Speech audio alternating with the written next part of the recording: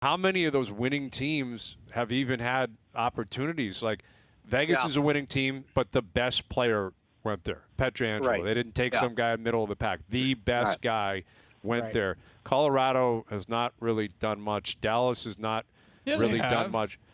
What's that? Colorado got Saad and Taves. They did pretty well. They made trades. Those are trades. Yeah, but they made trades. Right. Yeah, like yes, they have made some moves, but I'm talking about like big spending. Tampa cannot do anything, right? Boston has not really done anything. The best teams have not really done much here. No. Right. No. And you keep waiting for Tampa Bay, right? Right. Because they're going in the opposite direction, trying to move out money. They've signed players that they haven't officially announced yet, but it's bizarre. But to your point, Brian, I look at two former Leafs who did exactly what you've said. Tyson Barrie was offered north of $5 million from Vancouver. He chooses Edmonton because he feels like that's his best chance to profile himself, right? To play at his pure strength. He wants to quarterback a very good power play. He gets that chance in Edmonton. So they grind him down to 3.75, and he takes it. On a 1 year, why not? And Cody Ceci, I mean, what was Cody last year? 4.5? Yeah. And he took it between the eyes in Toronto. Fair enough, but he goes to a pretty good organization, I would say, in Pittsburgh at a fraction of what he was getting paid, but believes that that's his best chance, right? He'll be a third pairing guy there, maybe creeps into the second pairing on occasion, but it fits his game, the role that they need him to play, and maybe the money is there the year after that. So, those are two good examples of players who have taken less, but the situation's right. Well, Dregs, you mentioned Tampa. What do you think they're going to ultimately have to pay to get rid of one of those contracts? Like, is it going to be a first-round pick, a good prospect? Like, where does that end? Well, you know what, Jonas? It has to be one of those things, doesn't it? Players like Tyler Johnson's a good player. Yeah. The players that they're willing to part with are good players. Killorn is good. Yeah, they're good players. Yeah. Unfortunately for the Tampa Bay Lightning, and I don't blame Yzerman or Julian Brisebois for this, they furnished them with no moves and no trades. Everybody was doing that. They don't mean a whole heck of a lot now, but nobody can take on a $5 million Tyler Johnson. So what do? Well, you've got to sweeten it. If you're looking to make a hockey deal, that hockey deal is not going to happen. And the fact that nobody is talking about an offer sheet on Sergachev also tells you that, there's discussion across the league to some degree. I'm not suggesting collusion by any sense. I think it's just common sense would tell you that the owners have suffered because of the pause and no fans and everything else. Right. So nobody wants to step up to the plate. But if you're not going to do that in today's environment with Tampa Bay absolutely on the floor waiting to get tapped out, then it's never going to happen. It's never going to happen. So, if we assume that's not going to happen, then Julian's going to have to step up and say, all right, boys. And I will say this. Now, Tyler Johnson, of course, has the trade protection. He submitted, initially it was 5 teams. Then they bolstered that to 8.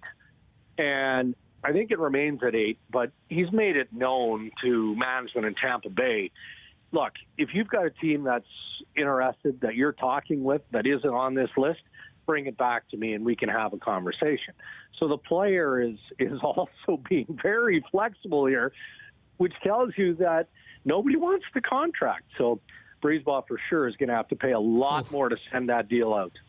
Yikes. Well, we'll see. I mean, we're couple weeks in, there's more players out there. There's got to be a little bit more activity, you would think. Yeah, let's hope. Let's hope. Absolutely.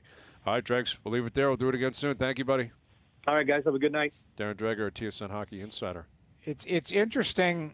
I was sure. I don't know how you guys felt. When Tyler Johnson was on waivers, I was like, Detroit's going to grab him. That's what I thought. Or Ottawa. Like, he's just your number one center right now. Yeah. But, I mean, Stevie Yzerman maybe doing Brisebois a little backdoor favor. You can't do it. Can't trade for him in the no move clause and that. Put him on waivers, grab him on waivers, and you just pay the waiver fee, right? And you take the 4 years at $5 million. You're in a rebuild. You can have him as your number one center to help young guys. Like, it just made too much sense. And then when he didn't claim him, I was like, okay, what's the thought process there? Because you don't put a guy on I don't know. You don't put a guy on waivers without a purpose. Like where you just I was thinking, what are they going to buy him out? Or yeah. Like it's just like when you put something in the front of your house, like just free, just you can have it. Right. Just help me get rid of it, please. Yeah. Basically, it's there. It's still in good shape.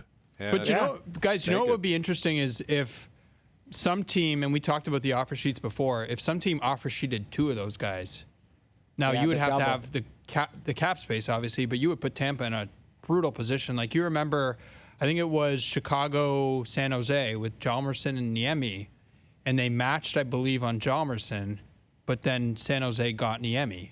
I think that's how it worked. Mm-hmm.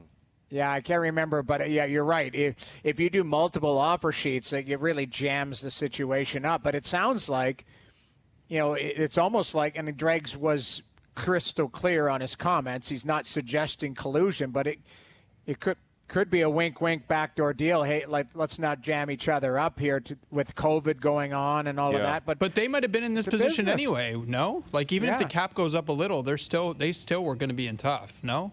Sure. Tampa was definitely going to be in tough. Like even if the cap went up $4 million or something, that's some wiggle room. That's Sergachev's going to get $4 million on his next deal.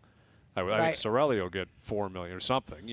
Right. There's one of them locked in, but the other guys still something's got to give. I wonder if you could just. I'm sure this has happened where you call the manager up and say, "I don't want to offer sheet him. Trade him to me." Yeah, like Phil here. Right, like trade him for, I'll give you exactly what the offer sheet is. It's a first and a third or whatever it's going to be. I'll give you a first and a third, and I'll throw in another sweetener because I don't want to do this. But, that could be a scenario too, where like we're going to acquire Anthony Cirelli in a different way. Right. Instead of, going not behind the manager's back. This is the crazy part. It's in the CBA. You can actually do it. It's legal to do. Well, actually, the way I would look at that is almost going around the player's back, because the player, you got to remember, he's the one that's got to accept. Got to sign it, correct? Exactly. Right. So if Cirelli, let's use Cirelli as an example. He's like, I'm not leaving Tampa. I love Tampa. I want a cup. I just bought a house. My girlfriend's from down, whatever. I don't know. Yeah. But they're like, well, actually, we kind of need you to sign that offer sheet in Ottawa.